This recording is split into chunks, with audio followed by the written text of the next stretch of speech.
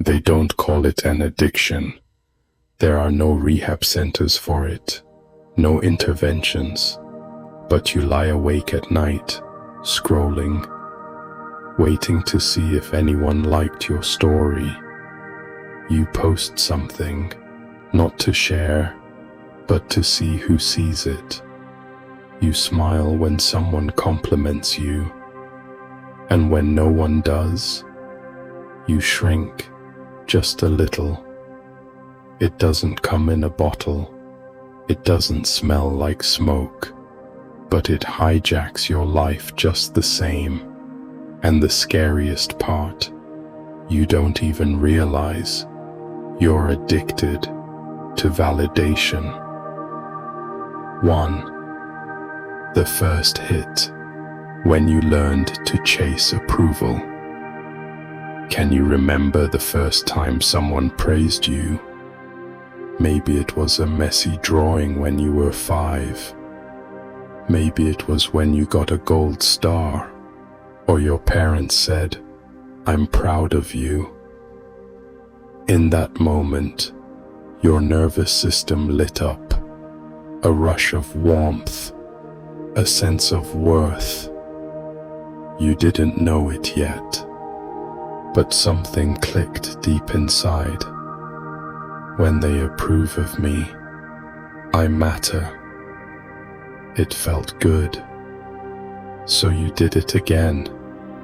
You smiled a little more, tried a little harder, and slowly your compass began to shift from what felt true to what felt liked. 2. The invisible needle, how validation hooks the brain. Here's the thing most people don't realize. Validation literally triggers your brain's reward system. It's dopamine, the same chemical released with gambling, sugar, sex, and yes, drugs. Every like, every compliment, every "you're amazing," it reinforces a loop. Not just "this felt nice," but "this means I'm safe," and worse, "without this, I'm nothing." We become so used to outsourcing our worth, we don't know how to access it internally anymore. And soon, you're not posting for expression, you're posting to be seen. 3. Society, the factory of external worth. We live in a culture that rewards performance over presence. We celebrate visibility over authenticity. A person healing quietly is ignored. A person shouting about their glow up gets millions of views. We're trained to curate our lives, not live them. To chase aesthetics over alignment. And slowly, your life becomes a billboard, an advertisement for how together you are. You show your wins, but hide your wounds.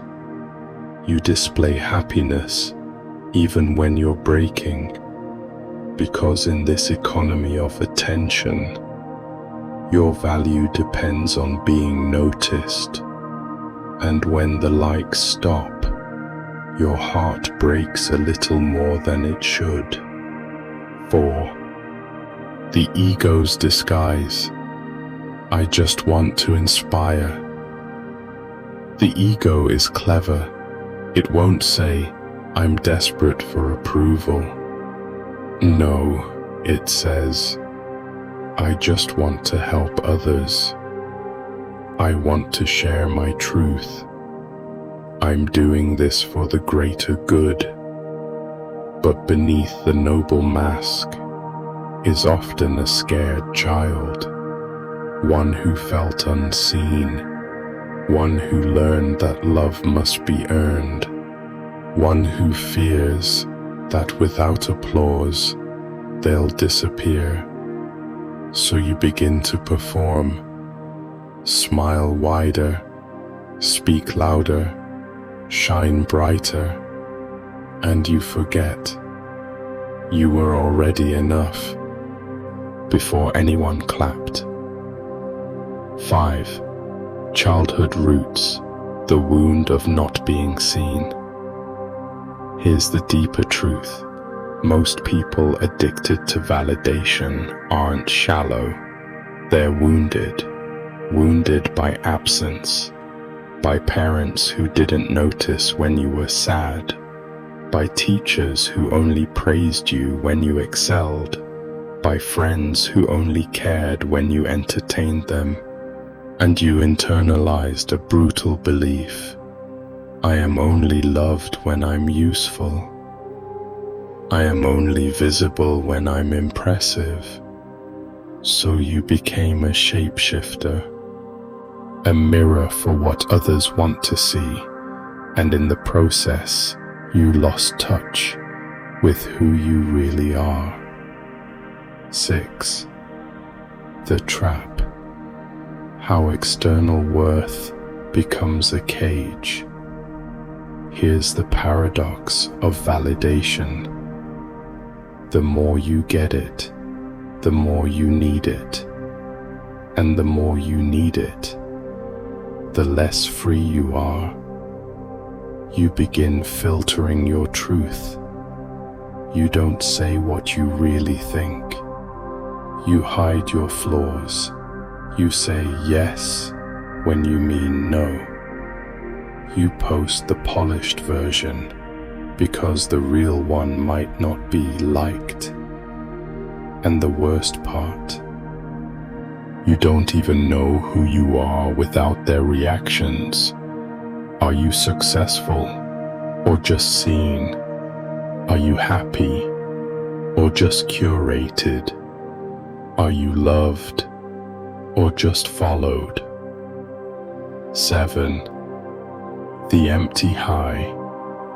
Why validation never satisfies. There's a moment after the applause fades, when you stare at your phone and feel nothing. The post got likes, but you still feel hollow. They said, "You're so inspiring," but it doesn't land. Because deep down, your soul knows no amount of outside approval can fill an inside void. It's like drinking salt water to quench your thirst. The high is quick, the crash is inevitable, and then you chase again, and again, and again. 8. The path back from needing to being. So how do we break the addiction? Not by deleting your accounts, not by pretending you don't care, but by noticing with honesty what part of you is asking for attention. Before you post, ask, who am I doing this for? What am I hoping to feel in return? Can I give that to myself first? Maybe what you're truly craving isn't likes. It's to feel seen, heard, held. And the only person who can do that consistently is you. 9. Reclaiming yourself. The power of internal validation.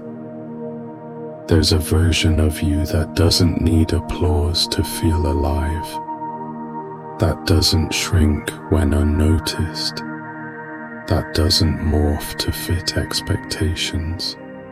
That version of you is still there, beneath the noise, beneath the mask, beneath the addiction, and you meet them not through performance, but through presence, stillness, and radical honesty, the kind that whispers, "I see you," even when no one else does.